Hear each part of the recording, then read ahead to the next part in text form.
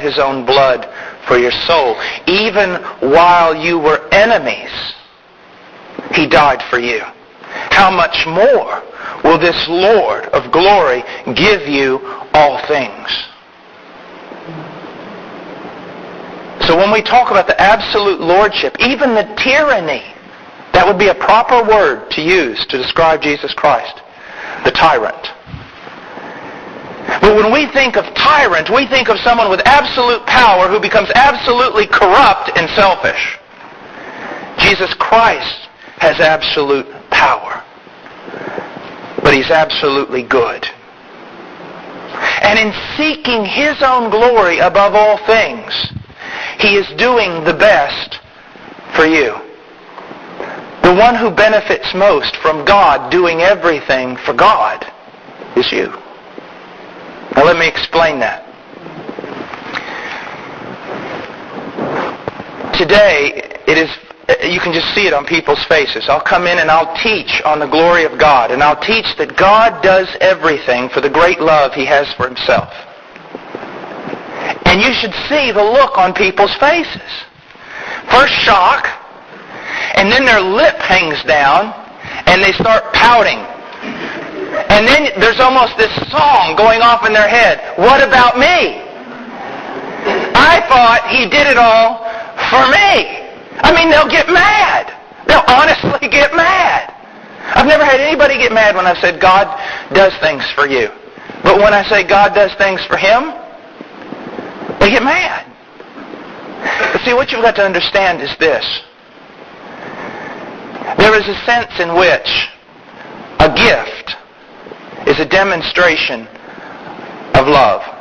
I give you a trite gift. It's not a measure of any amount of great love on my behalf. I give you a piece of Wrigley Spearmint gum. You're not going to talk about it for the next 40 years. So there's a sense in which a gift is a demonstration of the love. Now, what's the greatest gift God could give you? Himself.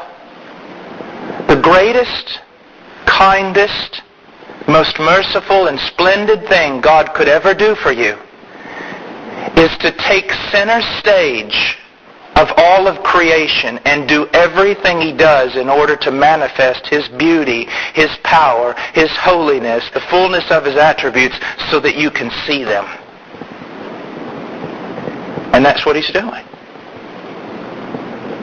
Now there's a problem though. If your heart has not been regenerated and you do not want God as much as you want other things, then there's the problem.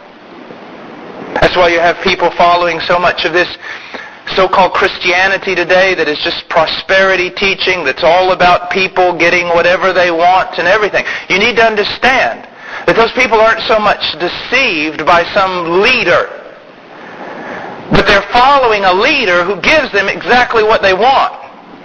They don't want God. They want cars. They want their best life now. They want this and that. They don't want God.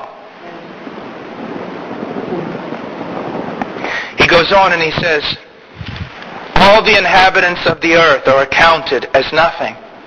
Now notice here there's no apology. There's no explanation.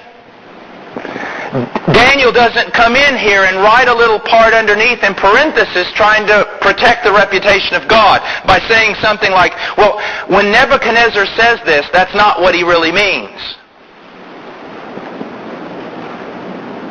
Does it mean that God is unconcerned about His creation? No. Does it mean that God finds nothing in His creation? Absolutely not. Does it mean that God does not love His creation? Absolutely not. But what does it mean?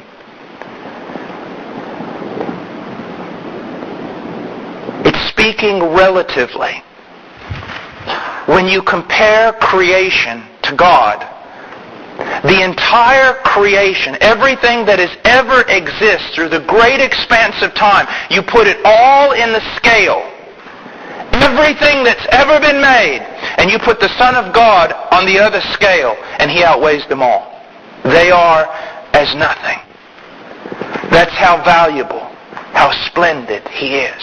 And then you mix in with that formula this, that creation is a fallen creation. and that in its fallenness God owes it nothing. If God were to have condemned the entire world to hell without moving on anyone's behalf, interposing to bring salvation, He would have still been a just and good God. I remember once one of my professors said, if God had not become incarnate and died for men, I would be an atheist. As though God had to do this for man. Notice this.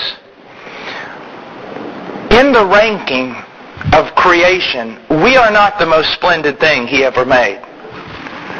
I mean, when you walked in the room, I did not fall down in utter awe.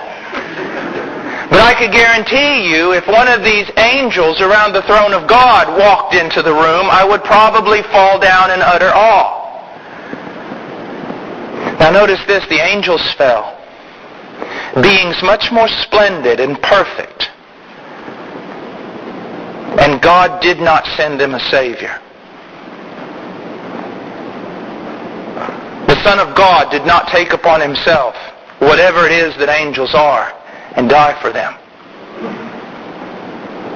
He did not have to take upon Himself the likeness of sinful flesh and die for us. You see, we assume so much.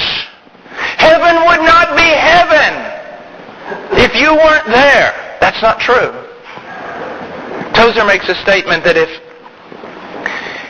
everyone on the face of the earth were to become blind, it would not diminish the glory of the sun, the moon, the stars. If everyone on earth were atheist, it would not diminish the glory of God. You see, one of the things that you need to understand about God is that He is the only truly free being. That means He needs absolutely nothing from anyone. God made you because He was lonely. That's what people often tell their children. It's the first blasphemous thought that most children have, and they owe it to their parents. God did not create out of need. He created out of superabundance and His desire to show His own glory. He has no need. And so the inhabitants of the earth are as nothing before Him, and He does according to His will in the hosts of heaven and among the inhabitants of the earth. None of this God sitting there on a throne wringing His hands. He does everything, Paul tells us in the book of Ephesians, according to His own will. Whether they be nations or individuals, He directs all things. Are men responsible? Yes. Does God direct them according to the way He wants them to go? Yes.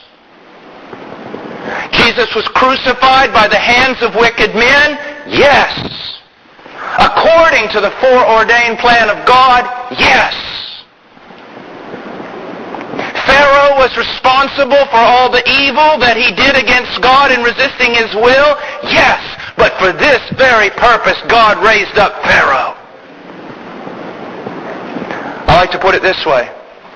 People say, well, that's just not right. No, this is what you need to understand, and Pharaoh's a good example. If God had corrupted Pharaoh, that would have been wrong. Humanly speaking. That's one thing we need to understand. God did not corrupt Pharaoh. Pharaoh was corrupt. God is sovereign over His corruption and can direct it in any shape, form, or fashion that He wants it to manifest itself. God does not corrupt the stream, but God directs the corrupt stream and makes it go in the direction He wants it to go. Pharaoh had set his heart against God. Pharaoh hated God. Pharaoh believed himself to be the Son of God. God took that corrupt heart and that corrupt will, and He directed it in order to manifest His glory. God is sovereign. He's sovereign over everything. And here we recognize that a pagan king says he